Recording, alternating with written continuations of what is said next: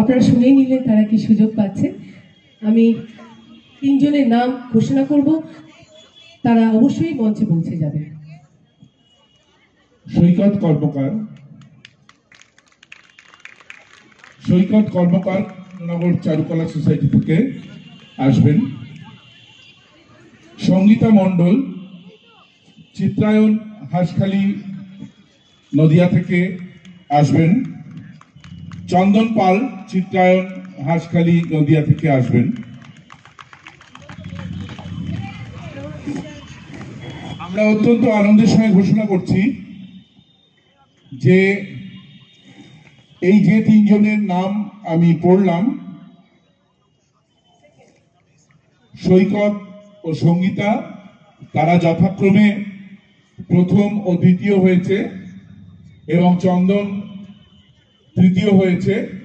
চিত্রকলা